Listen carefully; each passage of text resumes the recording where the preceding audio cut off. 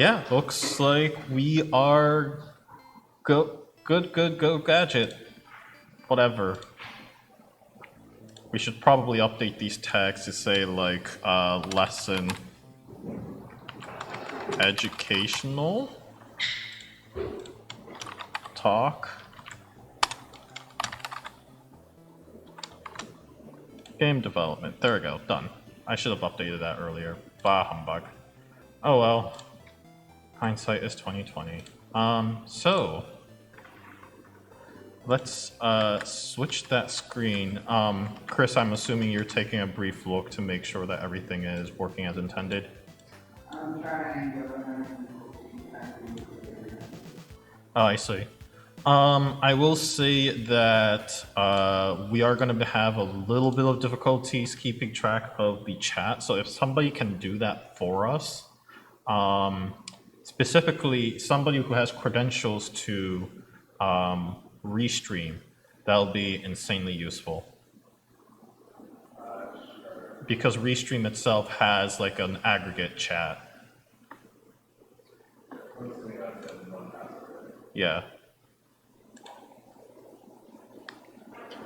All right, so there's this nice fancy dancy clicker, but I'm not going to use it. But here, I wanted to talk about, I wanted to give a brief overview of a very easy to use open source game development tool called GDevelop. And for those who don't know any coding and was thinking into getting into game development, but were like, I need it to be absolutely on Linux, everything has to be open source, and Construct is not going to do it for me, then this is a good tool to get started on. For the rest of this presentation, I'm going to run with an assumption that you already know how Construct works, which is, I know, a terrible assumption given the audience. But here locally, we often teach a game engine called Construct, which is all available on the web. You can find it at construct.net. And we are teaching it as part of our beginner game design Orbit courses that happens on the second Saturday of the month. So that's the reason why I kind of use that as a basis, and most of us are familiar with it. But GDevelop is its own new, unique beast. So what is GDevelop? It's basically an alternative to Construct. It's an open source 2D game engine that is very beginner friendly. It doesn't require any programming knowledge to get started on it. And as of version 5, it works on the web. So it works on practically all platforms, including iPads. I do recommend trying it on a tablet at some point. It's pretty good for that purposes as well. How does it compare to Construct? Some pros. So when I talk about Construct, by the way, I'm talking about the free version of it. Some pros include the editor and the workflow between the two are very similar. If you're already used to Construct itself, then the learning curve for GDevelop is a lot smaller. So it's there's a lot that you can easily learn out of that. There's also more customization options available. You know, with Construct, they have like a 100 event sheet limit. However, with GDevelop, there's no limits on that whatsoever. Some limitations that Construct Free puts in that does not exist in GDevelop includes external event sheet. You can have multiple different event sheets on a single scene, they call it, rather than layout, but every scene, which is a limitation that you often have to deal with Construct. You can also define your own custom behaviors. I don't know if that's actually possible in Construct itself, so that's a really interesting thing that you can do there. And finally, you can insert some JavaScript programming. I believe technically now Construct has support for inserting your own JavaScript, but through its plugin interface. Whereas for GDevelop, you can insert it as an event or as a condition very easily. So, and then I mentioned about no limits, no event sheet limits, no image effect limits. You can build to the web, and you can build to Windows, Mac, Linux, and Android willy-nilly. I'll be only twice a day. That's the only free limitation I'm aware of with GDevelop, where if you actually want to export to Windows, Mac, Linux, or Android more frequently, then I believe that's a paid subscription requirement. But there are some cons with using GDevelop, as you would expect. There's a lot less built-in stuff. In GDevelop, for example, there are less behaviors, less conditions, and less actions, and you're kind of expected to start filling in those holes. Now, to be fair, GDevelop is also still in beta, so there's reasons to hope that more of these actions, behaviors will be added in slowly, but there are some things that just doesn't seem to operate in the same way as you would expect with Construct. I would say the documentation isn't nearly as good as of right now. Again, this could potentially change in time. I noticed that the collision detection isn't automatic, which was a very strange thing to jump into.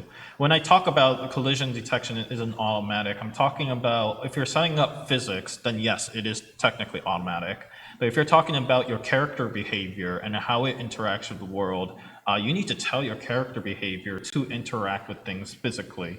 I say behavior, but there are a couple of things you can do in there. But yeah, with Construct, for example, if you use like a simple movement behavior, it seems to work just fine. So I had some difficulties with that. Asset resource management is bizarre.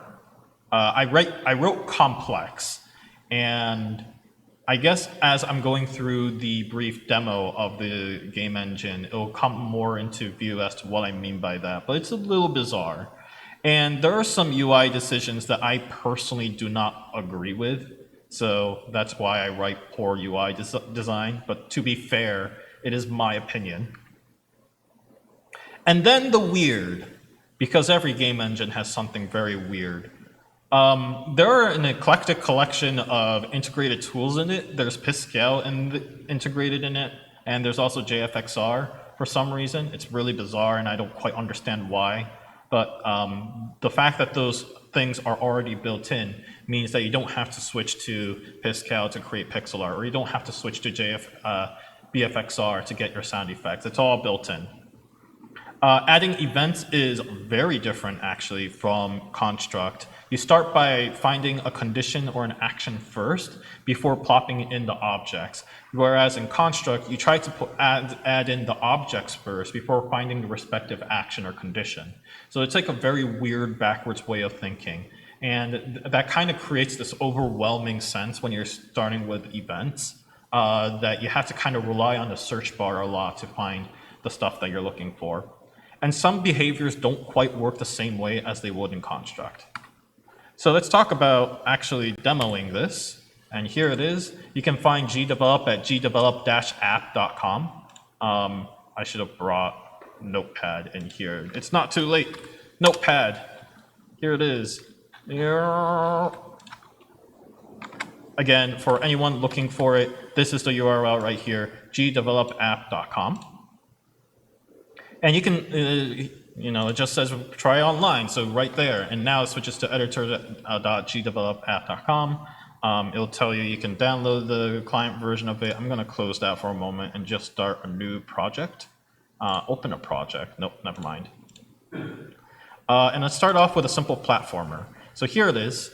Here's the interface. The properties are on the left side, the objects are on the right side, and the play button is in the handy-dandy position.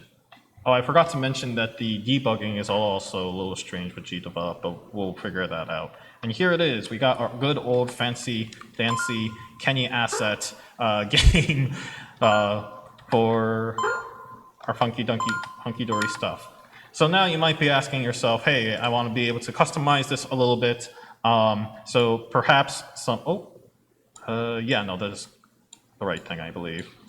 So I'm using the mouse button to pan, and then the scroll wheel is for whatever reason on the top of the screen rather than on the bottom like you normally would expect it. But anyways, so you can now add some random elements in here. Let's say I want to add some coins. Then let's throw one coin right here. Let's throw another coin right here, and let's play that game again. Yeah. So then I might not like the coin attribute itself. If I right-click on this, or I think if I just double-click on it, yeah, it'll just bring this up. And here you get all these awesome properties. So this is what a normal object sheet would look like with the properties information, the animation, which you can add in the name to that. You can preview the animation itself, but there's only one frame, so it doesn't make any sense to preview that. And then there's the actual image right here. And then there's a tab for behaviors where you can add in behaviors such as platform, something that the platform can run on, the platform controller, draggable objects, destroy when outside the screen. Anchor is not what you think it means. Anchor is actually GUI related stuff where you want to make sure that the GUI button anchors to the upper left hand corner so that when you're resizing the screen, it follows that location. There's no pinning, you might notice. That's something you have to program by yourself. Some physics engine, there's tweening, obstacle, pathfinding itself, so on and so forth. We're not going to need any of those. Oh, you might also notice that these are the installed behaviors, but you can, in fact, download a couple of different behaviors from other locations, such as the Konami code. That's also important. I believe if I double-click on this, no? Okay, so let's cancel that for a minute. Let's add in a new object, and then I'm going to make that a sprite. We're going to call this sprite dummy object, and we're going to add an animation. Oh, okay, that's fine. And then when you add a new animation, you can use resources below.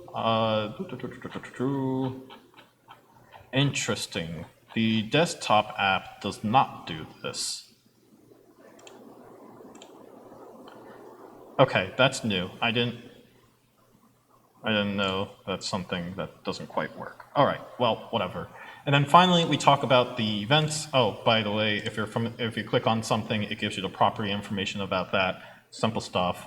If you're wondering where the layers window went, it's right here. Yes, this button right here on the Open Layers Editor button right there actually brings up the layers and probably some neat effects we can add in. For example, let's add in, I like to use drop shadow as a quick and easy effect. So that's added in on the base layer. And now everything has a drop shadow.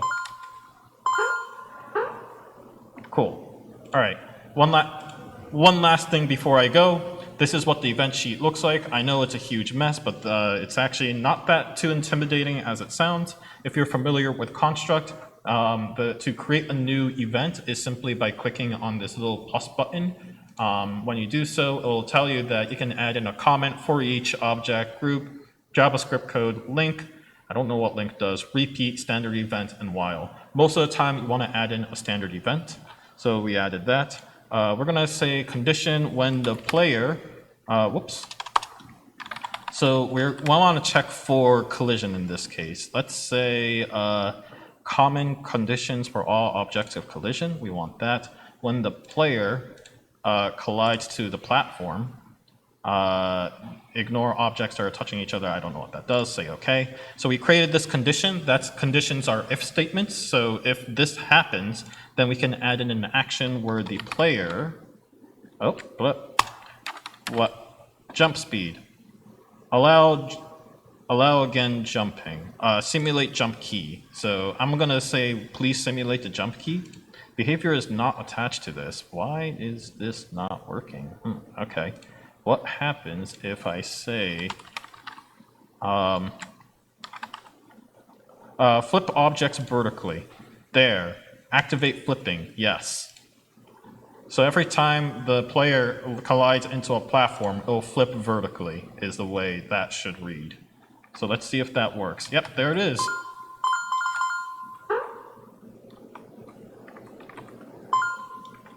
And then we can add a condition real quick to fix that later, but yeah. That's the long and short of that. I should be able to copy and paste this. Yep. You can also do this neat thing where you can change a single element of it. So let's say, yeah, I think tiled grass should be fine. Got it. And then this one, instead of yes, we want to switch it to no. So now, in theory, when it lands on the ground after being flipped horribly, so there we go, it'll flip itself back up. Yep, there we go. So, I mean, fairly logical, but whatever. That's how the whole game engine works. So I hope that is a great, that is a super duper simple overview of GDevelop. If you'd like to ask more questions about how to utilize it, feel free to ask me about it in person. And yeah, that's all I have to really cover about this game engine. I won't, I could go on for much longer, but I figured this would be enough for starts. Yeah, feel free to ask questions. I was just curious on your opinion. Are there any popular Steam games that might be able to be recreated through GDevelop? Like, for example, would Shovel Knight be possible in this? I think so. Yeah. As far as I can tell, the majority of 2D games can be made in GDevelop just fine.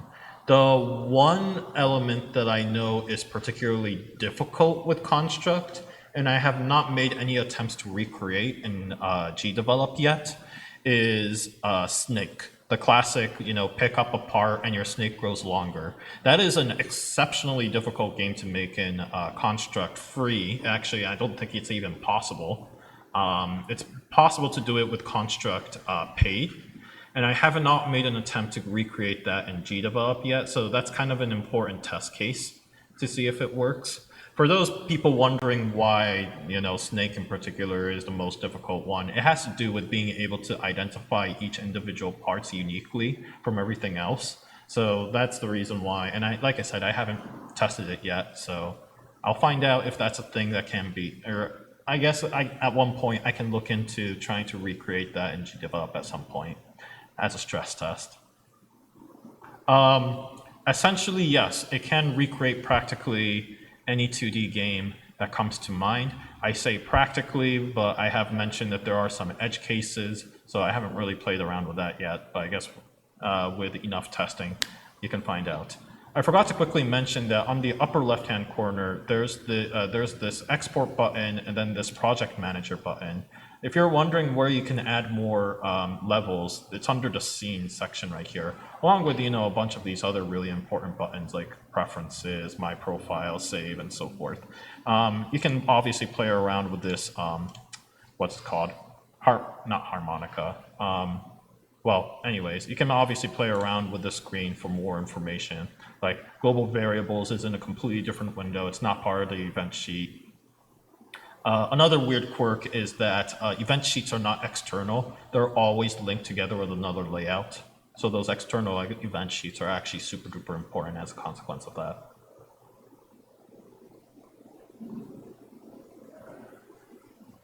Any other questions? From the looks of it, it seems like the desktop version does have more features. You might notice me fumble at one point with the animation part. Yeah, I didn't expect that. The animation stuff, like the desktop version that I was using did have Pascal integrated in it, so I was a little surprised that that wasn't in there. So I figured I'd explain that a little bit. List of instances gets all the instances of each item in the screen. And then there was resource management that I'm not finding in here. Resources, here it is. And these are where you can get the library of all the images that it's using, which for whatever reason it has a specific screen for that information. That does mean that renaming your assets is not easy. GDevelop gets very quickly confused by that, and I haven't found an easy way to rename things properly yet.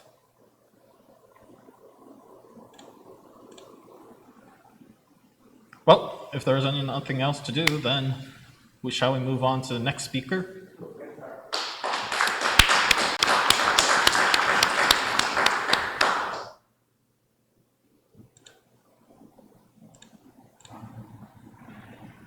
Yeah, let's leave that. Sure.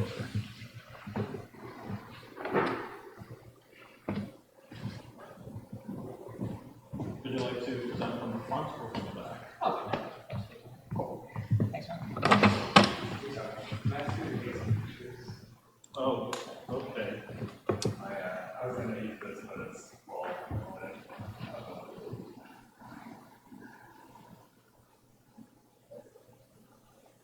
Can I go ahead and start? Okay, cool. So I hope this is just going to be like a super quick talk. I've been exploring some of this whole like no-code movement stuff, and I just want to go through 3 tools that I've added to my prototyping stack. That is it's pretty interesting, and specifically the 3 tools are a way to showcase my project, a way to gather feedback from users, and a way to make a game multiplayer.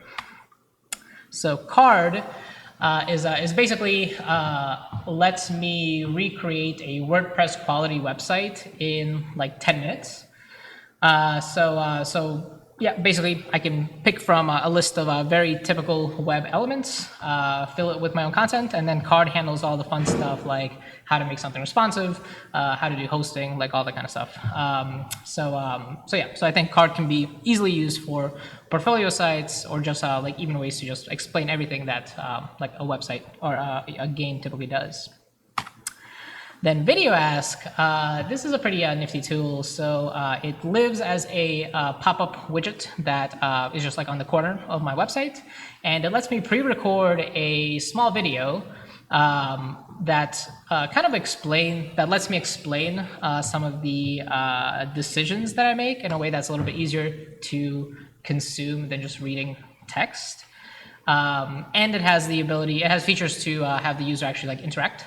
So pick choices, leave messages, things like that, as I guess I could, to just get to basically explain to the user, like, here is what I'm trying to do at this stage of my game. Does this kind of make sense? And finally, probably like my favorite no-code tool that I've used so far is something called Bubble, which is just like a full-blown like web application builder. So it lets me define my data model, lets me drag in all sorts of interactive elements, and then lets me define all my like if this then that workflow. And while I initially used it to recreate apps like Uber, Airbnb, and things like that, I eventually figured out a way to actually externally create a WebGL game and then embed this into Bubble with an iframe, and then use the post message method to actually just like communicate between the two. So when a user takes some sort of action in the game itself, it sends a command to Bubble, which creates a session in my database and then propagates that information to all the other players. So it's kind of like a really duct tape methods to make a game multiplayer.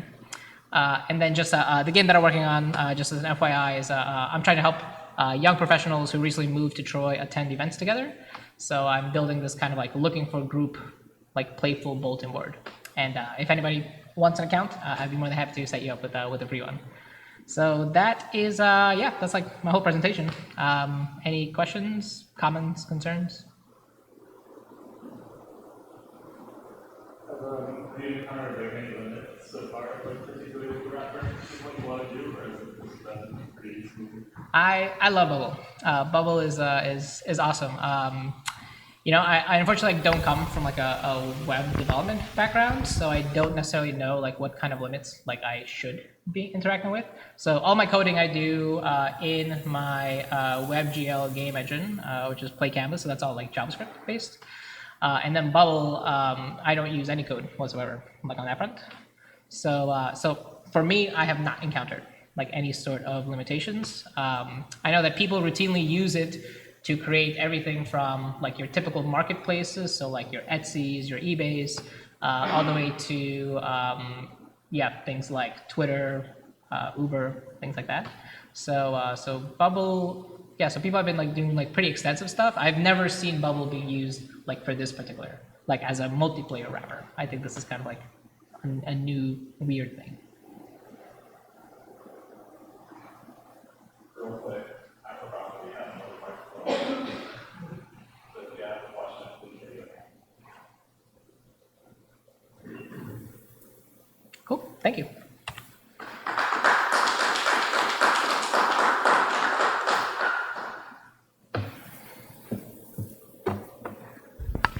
Next up, the epic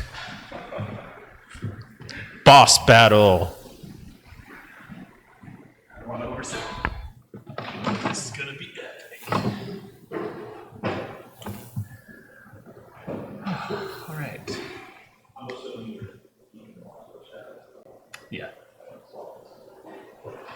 Sounds good. Thanks, Tara. All right. Hey, everybody. Jamie here.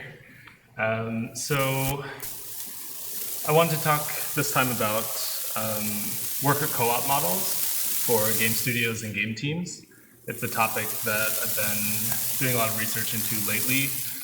Basically, since over the summer, when I decided that I would really like to structure my own game studio restructure as a worker co-op. So that's still something that I'm in the process of doing. I'm kind of taking the time with it to make sure that it's done right, but I feel really positive about the change. So yeah, let's hop into worker co-op.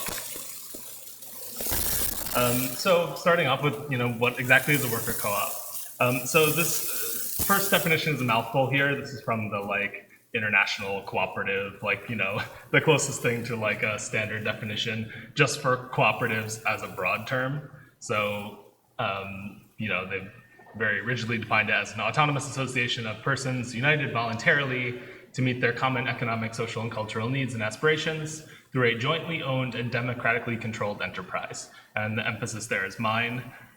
So there are lots of different forms of co-ops, and they run in different variations, but jointly owned and democratically controlled tends to be the consistent aspect across the board. That's common across all of them. And then specifically worker cooperatives. So there's different types of co-ops. You might be familiar with sort of production-oriented co-ops or financial co-ops, things like credit unions or things related to groceries, things like that. But a worker co-op is a specific type of co-op, which is a business owned and controlled by the people who work within that business. So this is, essentially an alternative to the types of structures that many of us might have worked in the past at game studios or in other organizations where it's kind of a top-down hierarchical model where you have a boss or multiple layers of bosses, and then you have workers, or you could sort of replace boss with the owner of the business, right? However you want to think of it. But the point is it's sort of this top-down approach. And the idea of a worker co-op is that you replace that hierarchical structure with a more flat horizontal structure that's based on collaboration between the members or workers. So the kind of boss and subordinate relationship gets chucked out, and instead we have a collective of worker owners collaborating together. You may be surprised to learn that there are a number of game studios that already operate this way. So these are just some of the more prominent examples. Game Workers Unite has a page where they sort of collect some of the examples that they're aware of. If you know of any other ones, then I'm sure they would love to hear about it. So I would say that Motion Twin is the one that's kind of the most prominent. There was kind of a big Kotaku article about them a couple of years back that, for those who weren't already aware, really kind of raised their profile. And the headline was, something about this game studio has no bosses and pays everybody equally. So that got a lot of attention, since it's obviously outside the norm of what many of us are used to. They've been operating since, I believe, 2001, and they made the game Dead Cells, which some of you might be familiar with. So they've made some very high-quality, successful projects. They're based in France. Tailspinners is based in the UK. It's a collective of game writers, freelance game writers, who had been operating independently from each other and were kind of crossing paths a lot, and they noticed that they were sort of pitching to the same customers and just crossing paths a lot, and so they kind of proposed to each other, why don't we team up, So they've talked a lot about the advantages of a cooperative structure for freelancers to help kind of fill in skill gaps that an individual freelancer might face, and also to kind of just help cover the inherent instability that comes from being an individual freelancer. Pixel Pushers Union 512 is a US-based company, I believe, and so is the Glory Society, which was founded by a couple of the developers from Night in the Woods. And all of those folks were on a panel GDC this past year that was a panel devoted to talking about the co-op model in game studios. And I'm just going to, at the end of this, after I cover a bit more info, share a list of resources for further reading. And so there'll be a link to that video for those that want to check it out. Okay, so that's, we talked a little bit about what a worker co-op is, and you know that they do exist and they are viable. But why would you want to do it? Like, why do you care? What are the benefits? And so I think for each person, they kind of would have their own answer to this question as far as what makes it appeal to them. So this is just kind of my own answer, but it is backed up by a fair amount of data and studies that studied, rates of satisfaction among workers within different types of organizations. So some of the ones that might be readily apparent are, if you're in a worker co-op, you have shared control and ownership over key decisions that will affect your working life. That's something that is a shared responsibility among all the worker owners. Another key one is that the distribution of profits can be much more equitable.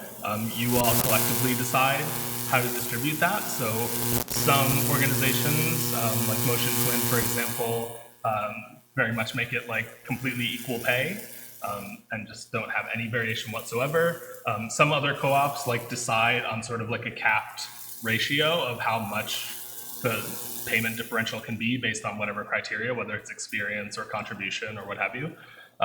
But even in those cases, it's typically much less of a disparity than you would get at your average company. So I was reading, I'll probably misquote the exact numbers, but there was an example of a co-op that collectively, democratically, they decided like there would be a maximum rate of difference of like a 1-to-9 ratio of like the highest paid person being paid at most 9 times more than the lowest paid. That sounds like a lot, but if you compare that to average numbers, which are, I think, for more traditional organizations, they're more in like the 1 to 300, 400 range in terms of like top executive pay compared to worker pay, then, you can see maybe how that starts to move towards a more equitable thing. And the point is that's all up to the workers. You decide together.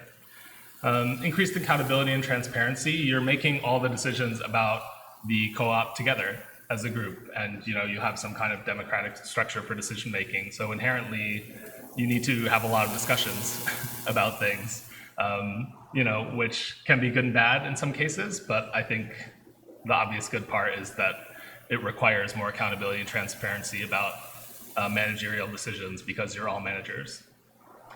Overall better quality of life and job security. Now this is sort of relative, I would say, to other types of structures. And in games, obviously, like ultimately, if you're making a worker co-op that's making video games, you're still a game studio. So it's not to say that this will magically make you financially stable. I don't want to mislead. But overall, job security tends to be higher among co-ops. Just because the sort of like staffing up, staffing down model doesn't work as well when everybody has to kind of vote and agree on that. So you can't just like lose a large portion of your workforce without their consent. So that does create some knock-on implications in terms of hiring and things like that. It does, create sometimes a more rigorous hiring process of who you bring on because it's a big commitment to bring new people in. But if you're involved in a co-op, then relatively your job security tends to be higher. Overall sense of community and mutual respect, right? I mean, just the dynamic of a boss and like a subordinate worker is not a very fun dynamic in most cases for anybody involved. Like I've had bosses that I've enjoyed working with, but I prefer working among peers personally.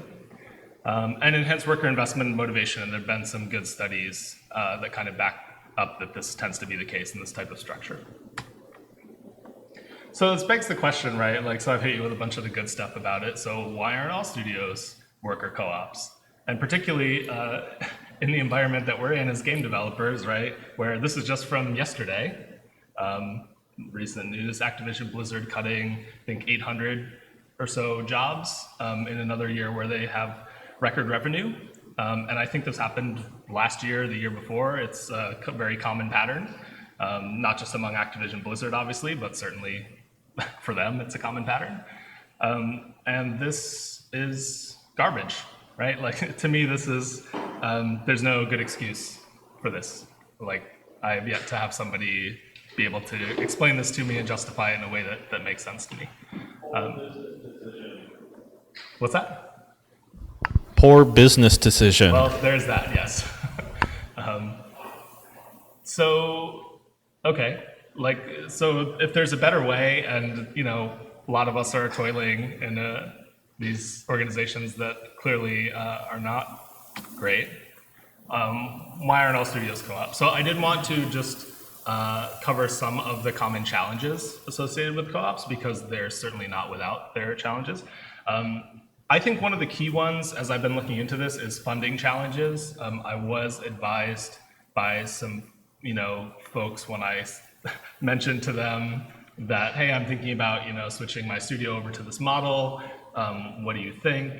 Folks who do have more experience with like funding a studio did mention that, first of all, just a lot of like traditional funding sources aren't aware of this structure, aren't familiar with it. So you already are creating like a little more of an uphill battle, and that you kind of need to explain it, all the things that I'm explaining to you, and really make them understand and get on board with it. Another challenge is that typically a co-op, the profits get distributed among the workers, and not to some external entity, right? So another kind of characteristic of co-ops, which I maybe haven't highlighted so much, is that they tend to be autonomous. Like, so the group itself is deciding on how it operates, how it makes decisions, how it distributes profits, but there typically is not some outside set of investors or owners that are then like peeling off the additional revenue or the profits for themselves. The profits tend to often stay within the co-op and get like reinvested back into the workers and into the work. So that creates a challenge, obviously, for many traditional funders who are looking to cash out at a certain point. Like, they want some amount of influence or legal ownership over the organization, or they want to make a lot of money at some point from it. And so you need to seek alternative funding sources.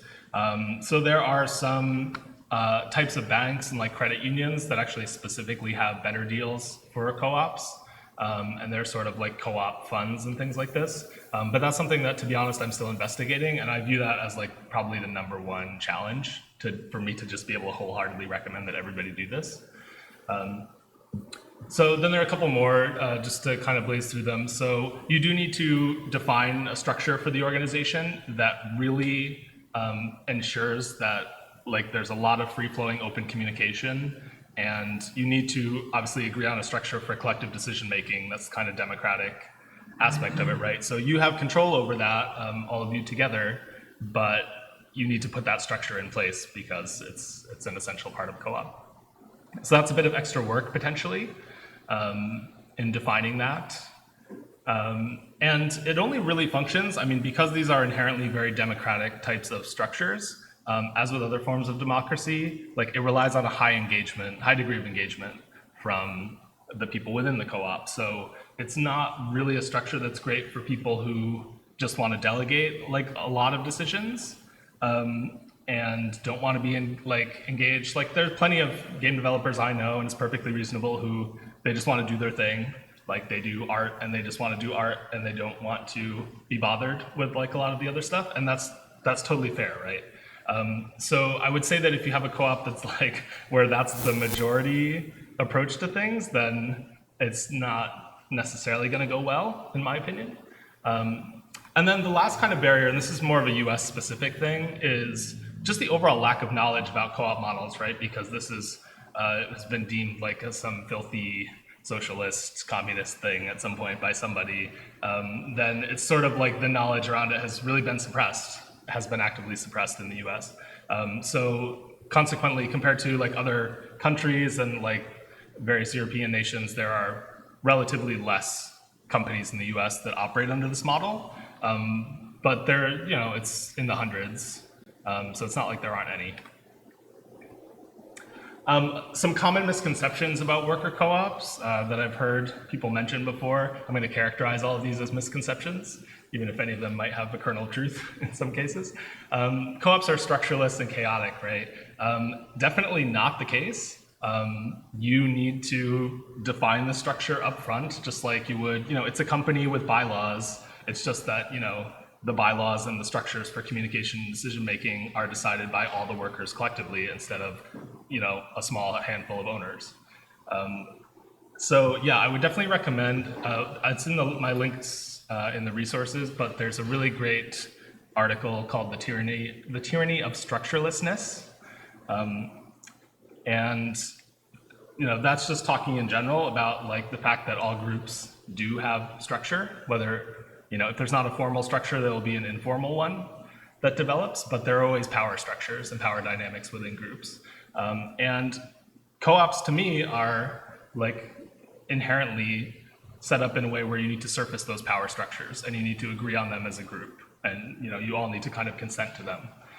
So to me, that's more structure rather than less. I've heard the idea that, if there's no boss, that means then like nobody's accountable, right? It's like, well, okay. I know that that's a typical way that accountability flows in a hierarchical organization, but there are plenty of organizations where where peers are accountable to each other. And if you have the ability to like collectively, decide to remove people from the co-op, if they're not pulling their weight or things like this, then, that's an accountability mechanism. Collective decision-making is inefficient. Well, can be. It requires a lot more meetings, a lot more talking, a lot more communication between people. If that's not your style, then you may not enjoy this type of structure as much. I would say that something that's equally, if not more inefficient, is people being demoralized within an organization. And as I've mentioned, collective ownership tends to lead to higher morale overall. So I think there are offsets to some of the inefficiencies that come from having to talk about things more in other areas. And I think just talking about things more collectively is good. This one comes up a lot. Co-ops are fine for small groups, but they don't scale. So this is an interesting one. I have heard some folks who run co-ops like also say they kind of agree with this one. So, you could argue whether it should be under misconceptions. There absolutely are worker co-ops that are quite sizable. The UK and some other companies seem to have really cracked this. I don't know exactly how. I'm still researching that. But, there are co-ops that are in the like 4,000 member range and, and higher. So I don't think it's completely true across the board. You can many co-ops have boards and sort of representative democracy style and things to help scale. And last few misconceptions that come up a lot of people think that a co-op means a nonprofit. It's a form of a nonprofit. To be clear, what I'm describing is not a nonprofit. Like it is a for-profit entity. It's just that the profits, the workers collectively decide how the profits are distributed among them. So that's the main difference. And specifically when it comes to creative things, I think that, like, I'm a game designer, and like one of my concerns when I first heard about this type of structure was like, oh, this is going to be like, I don't want every creative decision I make to have to be ratified by like every single person every time. Like I want buy-in from people, but that just sounds like horrendous. That sounds like designed by committee, right? So it kind of connects with the last one, just to kind of merge them together, right? Like being a co-op does not mean that nobody specializes. It doesn't mean that everyone has to do everything. There still are going to be people who gravitate towards certain types of tasks, who have more experience doing a certain type of work, and they'll be better at sort of advocating for their position. And hopefully you have a group of people who recognizes expertise within the group. So yeah, it doesn't inherently mean that like everybody's going to vote on the color of the cat character in the game. It doesn't need to be that granular. You decide as a group how granular to make those types of collective decisions. And then I just wanted to mention kind of broadly, like a little less nitty gritty, just like what are sort of some of the overall values and principles, how these things arise. I hesitated to use a quote from James Carville, but this is a really good quote, regardless of how you may feel about the source. So yeah, here's the quote. There's a simple doctrine. Outside of a person's love, the most sacred thing that they can give is their labor. And somehow or another along the way, we tend to forget that. Labor is a very precious thing that you have. Anytime that you can combine labor with love, you've made a good merger. So to me, contrast that, right, with like the attitude towards labor that's indicated by that Activision Blizzard news article that I just cited. I think that these types of cooperative structures run best when there's sort of a reverence for labor, a recognition that labor is a gift, right? And that's something that we've talked about in the past for Tech Valley Game Space, that other people have sort of advocated for as our view towards like contributions that people make. And that's really, I think, a really beautiful and the correct way to view this. And lastly, right, so this is an illustration of an allegory that I read when I was young that stuck with me, just about cooperation broadly. These illustrations are by a comic artist named Stuart McMillan. So the allegory of the long spoons, has anybody heard it before? I mean, you can kind of start to see what it is from the image. But so the basic story is, and this story has like repeated across many different cultures, but it's the idea that there's this large table with food in the center, and everybody has these long spoons that they're trying to use to eat. And it's been depicted in sort of like Christian sermons as like the difference between heaven and hell. And so hell is the sort of scenario on the left where everybody is just sort of out for themselves and it's just a big mess. And then the distinction in the scenario is just in the more sort of idealistic version is like people feed each other. They sort of inherently are kind to each other and support each other and look out for each other.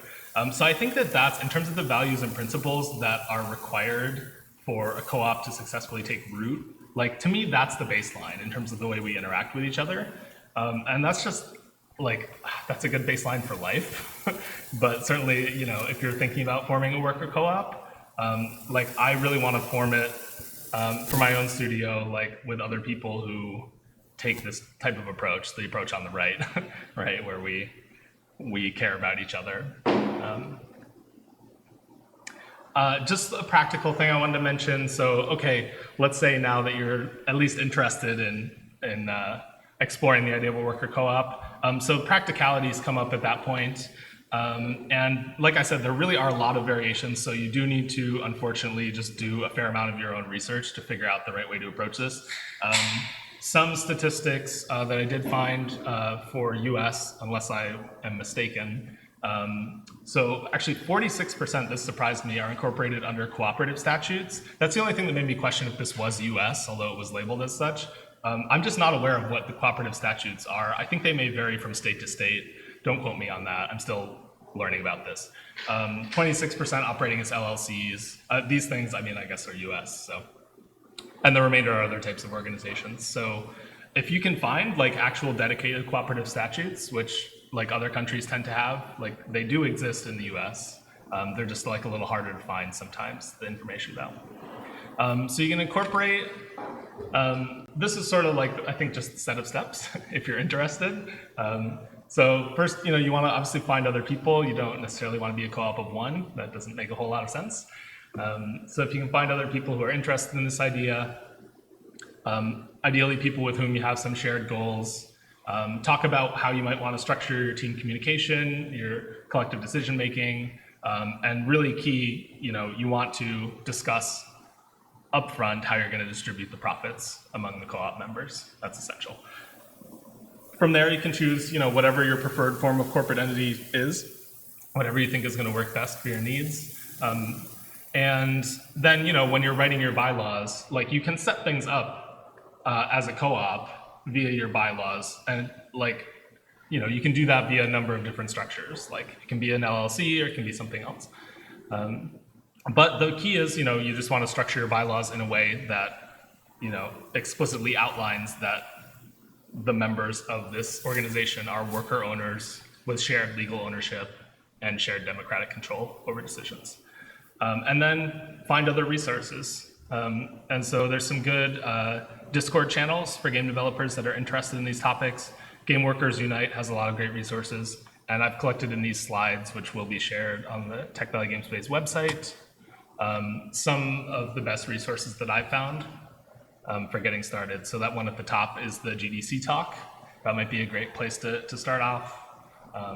And there is a lot of info out there, so hopefully this will help some of you who are interested. Thanks a bunch.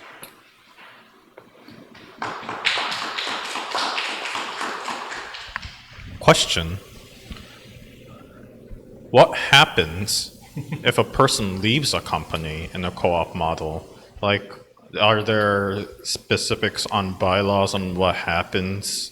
By what specifics? What I meant to say is examples of what happens in various different bylaws that are out there.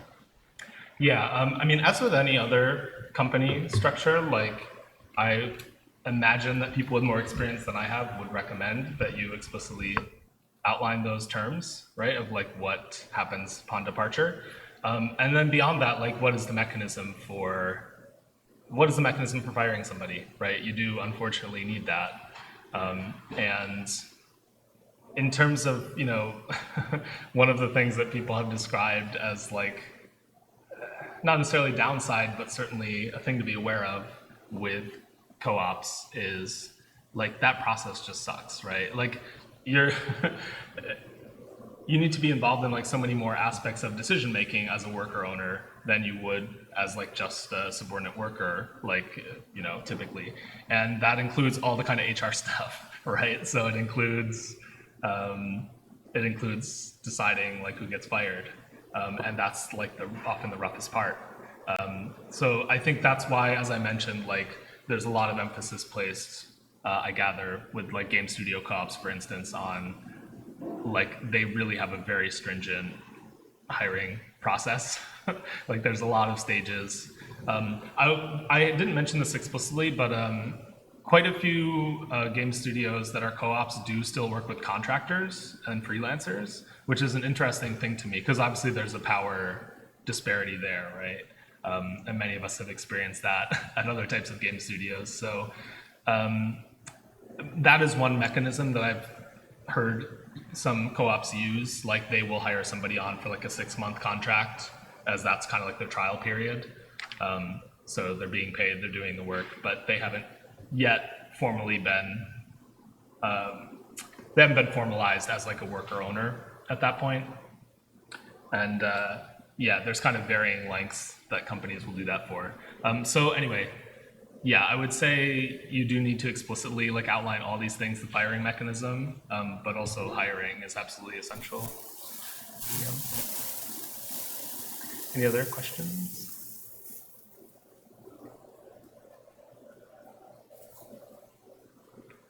Right. Thanks, everybody. Who's next?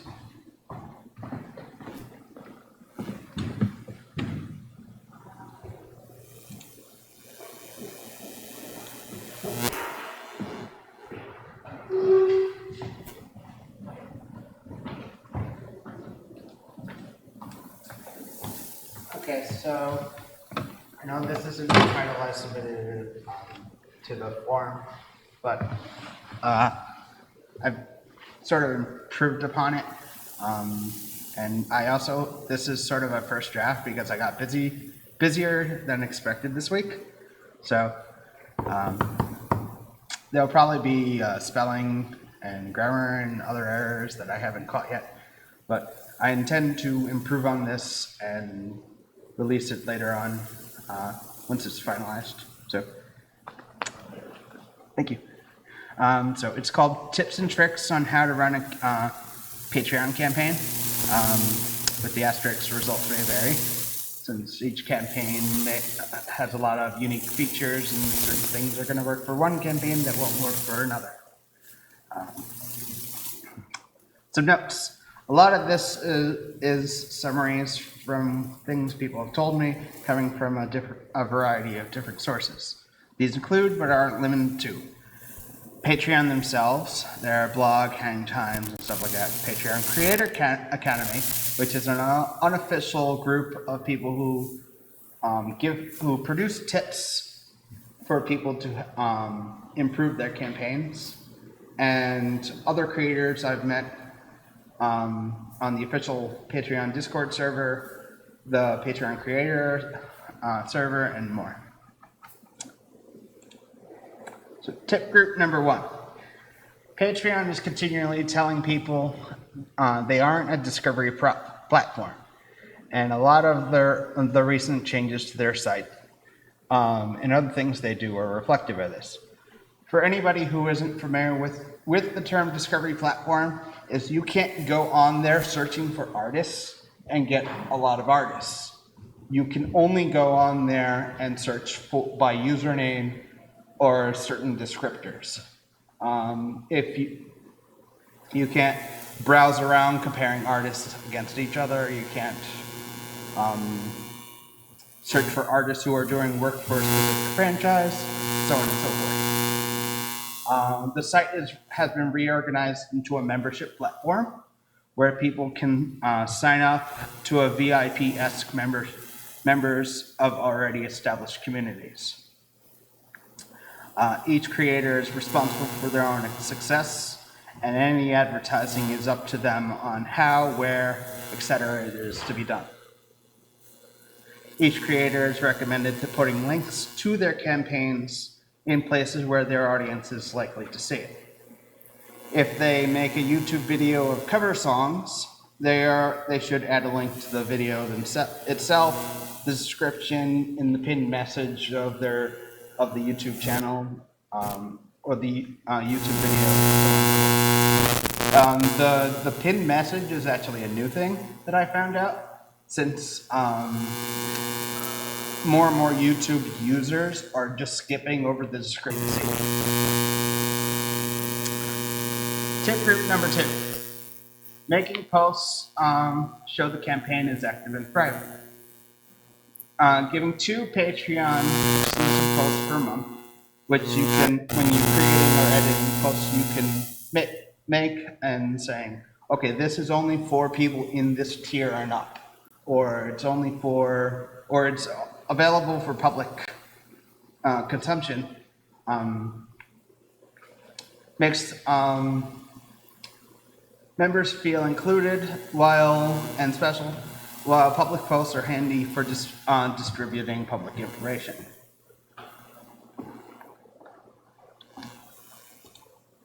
If possible, don't rely on Patreon for everything. Have multiple sources of income, helps diversify where money is coming in from. That way, if things go low on one, the others can try and pick up the slack. These can help. These can include Twitch subscriptions, opening a shop, so on and so forth. Tip number 4. Tip group number 4. Offering tiers with the $2 or more membership requirement, and don't be scared to ask for tiers of $100 and more. They actually did statistics where they compared everyone's tier membership dues and stuff like that, and the $1 tier that a lot of people were offering lost a significant amount of money towards fees and stuff like that. And that percentage goes down as the dollar value went up. So $2 is the optimal cheap tier that they're recommending people offer now. Next, have images for each tier. It will significantly improve the chances people will choose to join that tier or other tiers. And then choose a main focus to draw your tiers upon. If you draw art, have tiers based on your art, with each tier giving more than the previous one did. These can be cumulative in such that a higher tier can include rewards from an older tier, and some people have included that in the text and then made the new features of the higher tier bold, so they stand out. As an example, $0 could be new watermarked art. $2 access to the art archives. $5 new art without watermarks, and $10 have a say in what will be drawn next. One of the campaigns that I follow actually does a raffle where people say, get a chance to get their original characters drawn by the person running the campaign. The more you contribute, the higher chance you have of winning this raffle. Tip group number 5. Few options related to goals.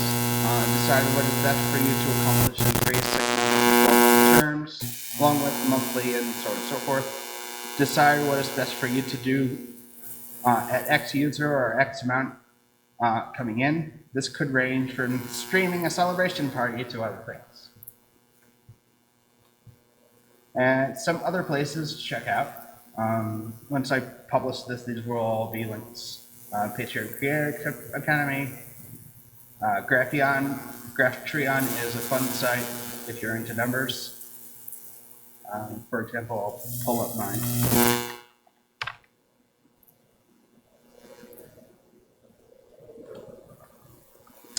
I'll show you how a campaign is doing,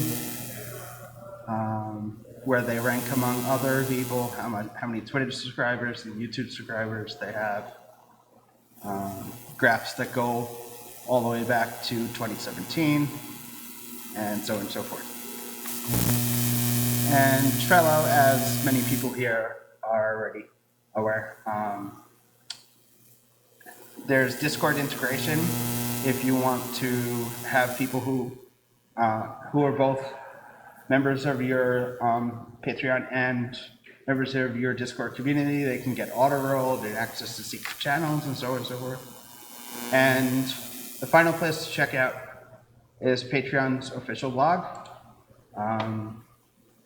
They do a monthly stream called Hang Time, where they talk about upcoming features, product reviews, and so on and so forth. And they've also been doing interviews with certain creators, and those creators come on and give tips to other creators how to improve their campaign and become more successful and such. And that's the end. Any questions?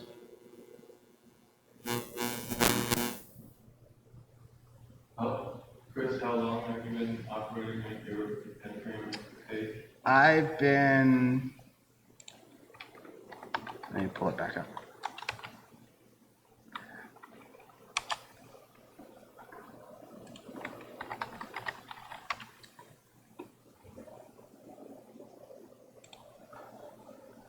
I've been 4 years on the platform.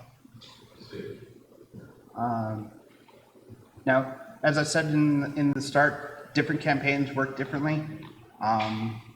One of the campaigns I know about has gotten a few new patrons per month without losing money.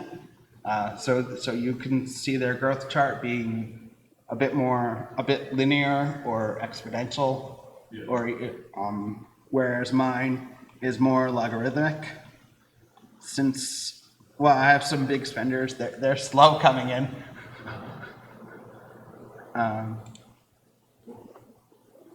Any other questions? No? Okay. Thank you.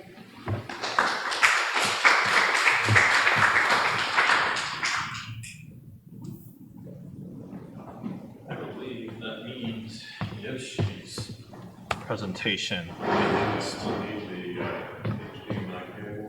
Oh, you're right.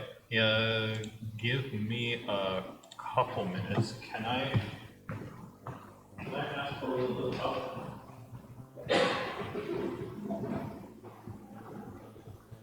So I think there's another thing might be a purple box, so you can grab it out real quick and do the name of it.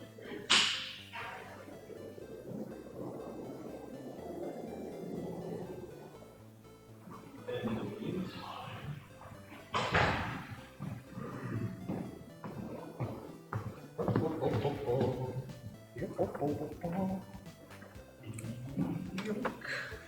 This goes here.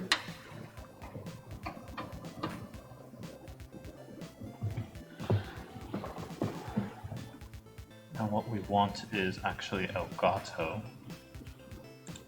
Yep, there we go.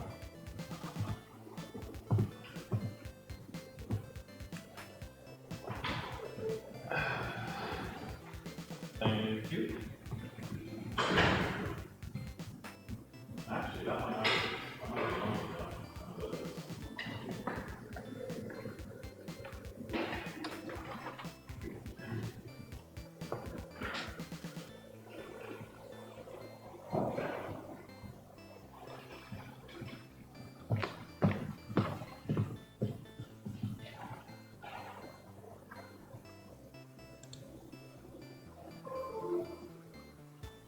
Let's see if it works.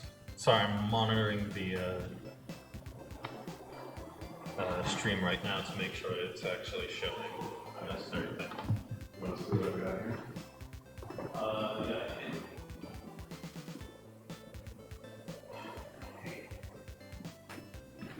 It's not showing anything.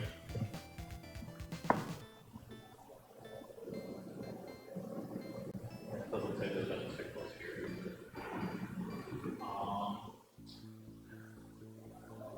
Try again. I know you can't just do and try again.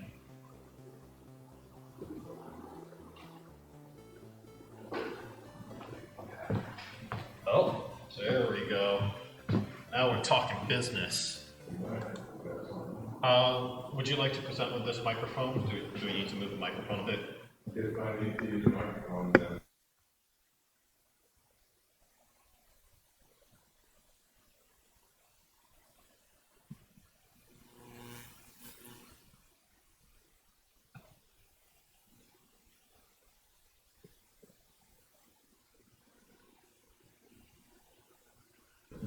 There we go. Test, hello. Okay. Can you say that again? Test, hello. Yep. Looks like it's working. Take it away. Okay. My name is Yoshi Neil Allers. I have a master's in psychology and a master's in computer science. I'm the CEO of this 6-member organization, which is a C Corp that we founded in July rather of 2018. This is the culmination of a 40-year vision I had starting in 1979. And the achievements that I've gained over the years have been to lead to where I am now. But some of the highlights of my career have been at TVGS.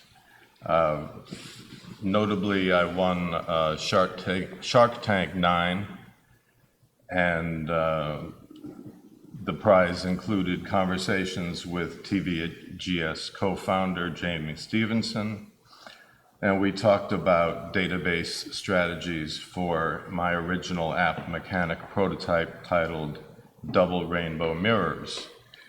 The graphic here, it represents a simulation of relationships and archetypes and elements. It's a 5-element chart, 2 by 2, and defining 25 different spaces, each of which has relationships with one another. The type of AI we're working with is predictive analytics. The goal is to make AI for the 2020s in basic technology, and I did work with Unity for a while, but found that Construct 2 was sufficient and more facile for me to work with, as I am not a programmer per se. The graphics here, the graphics in the double rainbow mirrors here is my work, and the graphics here was done by a developer who became part of the company. And I did get a lot of help with Construct 2 from TVGS, and it made a interactive grid shown and an interview process, which is not shown, which used a branching conditional logic interview that allowed us to ask only 4 questions out of a pool of 25, and yet come up with results that are as potent as if we had asked all 25 questions. It's similar to the MBTI, which is a 93-question interview, and we had planned to do research to compare the two systems. We were able to test the experiments monthly at the Troy Art Center, which is very helpful. And with the success of this phase of development, I was able to reunite with an old business partner, and we formed Organic AI.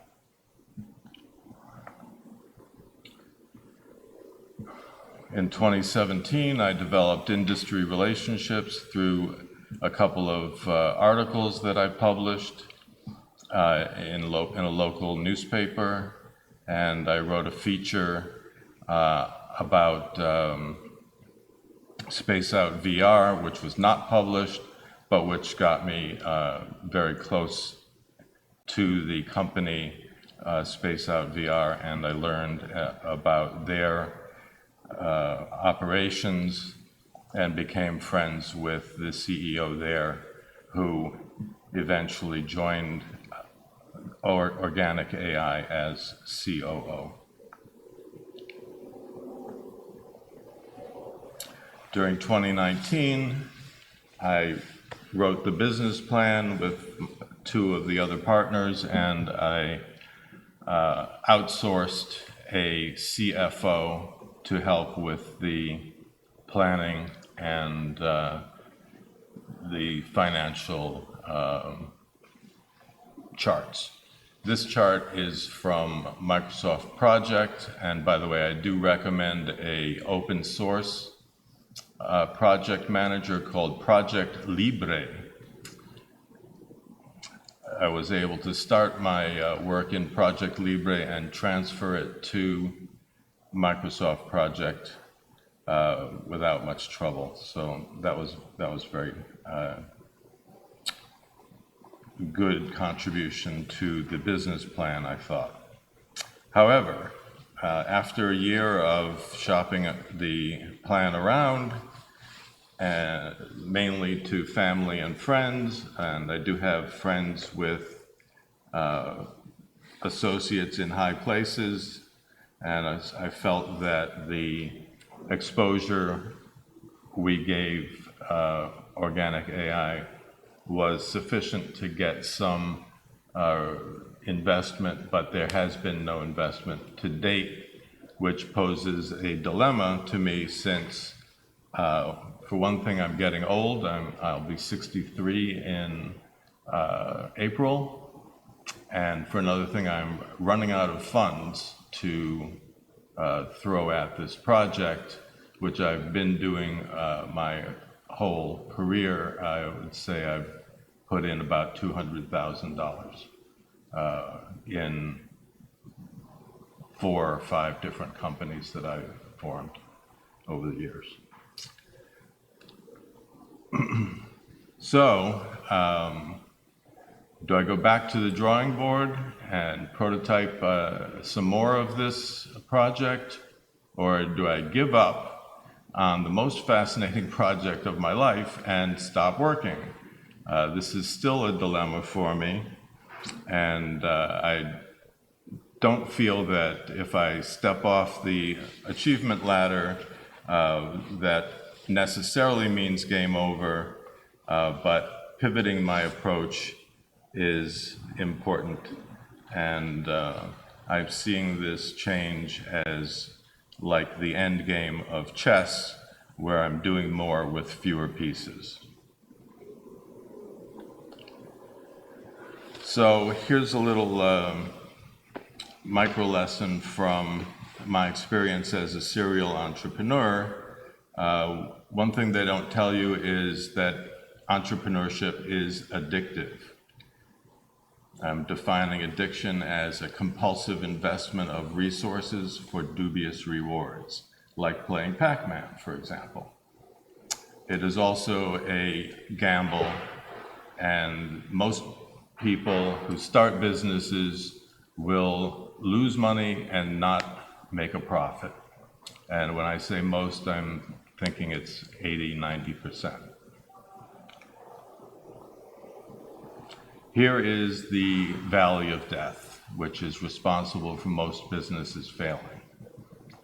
We notice on the chart, the first step is creating performance and value, and then you release it in the second step, and everything is pretty good, but then you need to make it what they're calling a morph into something which will hopefully be a model that you can scale up and harvest profits from.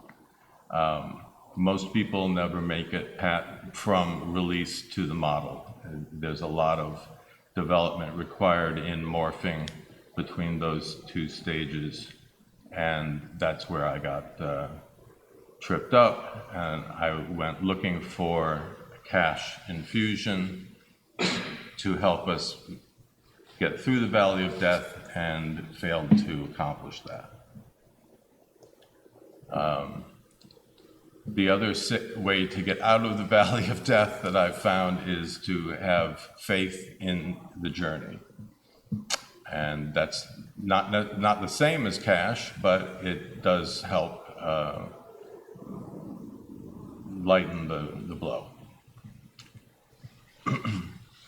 And the pivot that I'm suggesting is the difference between the journey, the attitude toward the journey versus the attitude toward the destination.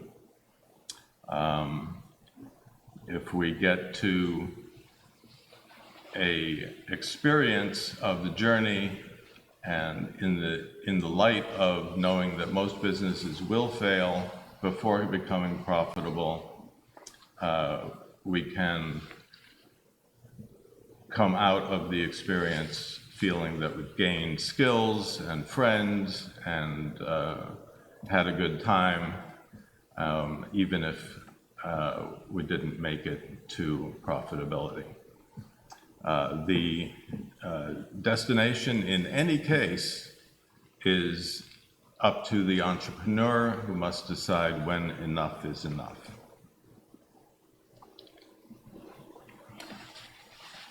So in a phrase, adjust your activity to your budget. Just as in the arcade, the player must determine how many quarters can I play, and we notice the Pac-Man will eat as many as you give it. So in business, the entrepreneur must determine how many resources can I devote to my developing business. And it's important to know how to pivot and when to stop. Thank you.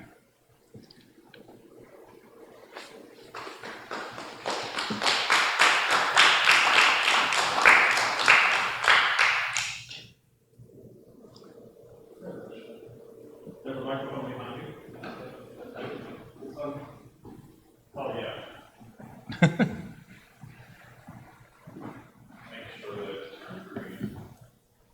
Yes, Jamie?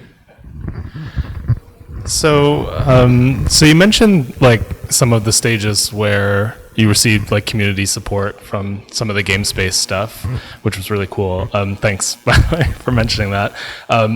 But obviously, like whatever form of support that you received seemed to have been more applicable to like the earlier stages on that curve that you were showing, right? So I'm just curious for the stage where you did hit the wall, the kind of Valley of Death stage, or maybe like approaching it, in between, is there like forms of support basically that would have been helpful, you think? Like short of obviously funding, which is the obvious one, but like more like communal resources that would have been helpful for the subsequent stages.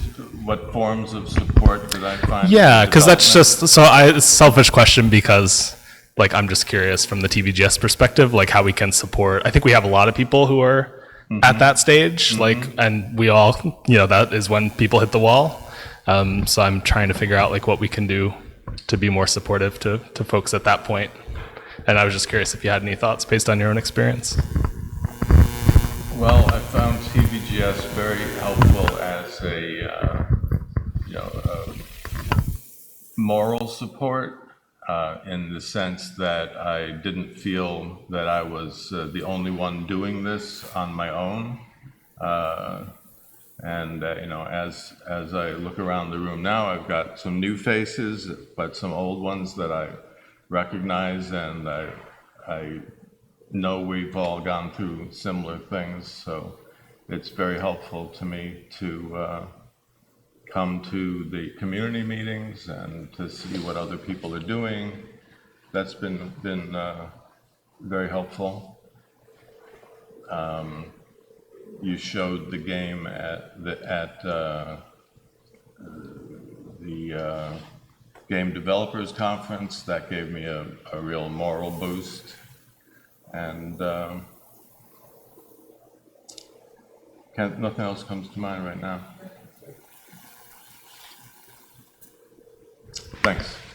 I have a question. Taro. Yes. Probably the biggest problem I feel that a lot of entrepreneurs have, myself included, is being able to sell whatever you're trying to make, like a product that you have. Do you have any advice on pitching based off of audience, including regular demographic, the normal common demographic and the investor funders demographic? Yeah, the main comment I have in that regard, Taro, is that it's been a real stumbling block for organic AI. We've developed proof of concept, but we didn't make it from releasing the mirrored app to making the mirrored app something that was, say, as in the plan, useful for human resources. We did some pitching to the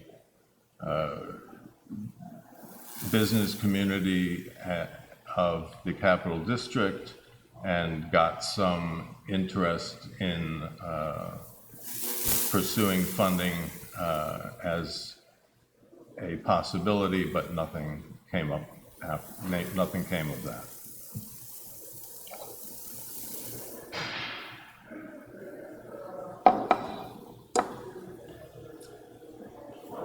Vlad. I just want to make a quick comment. Thank you for sharing the story. This is everybody seems to only share the like I'm crushing it stories. Well, this is like the reality. People, they said. It's a very common reality, from what I understand. So I just wanted to say thank you. Oh, you're welcome. Thank you.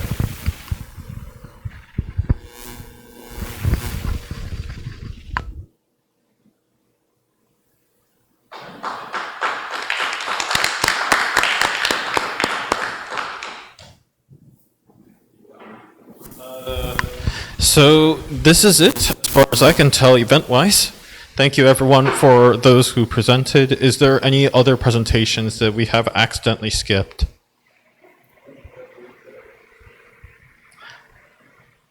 Everybody get inspired? Yeah. Anyone inspired to do some last-minute presentation? No material. Does not seem like there are any takers. So without further ado, I am going to close the stream. Thank you everyone for actually watching this. And yeah, hopefully we'll have another lesson night coming up. Do we have a schedule on what the next lesson night is going to be, if at all? We don't actually have the lineup for subsequent lesson planned yet. All right. So stay tuned on our website at techvalleygamespace.com or techvalleygamespace.org. In the meantime, see you all later, and have a good night.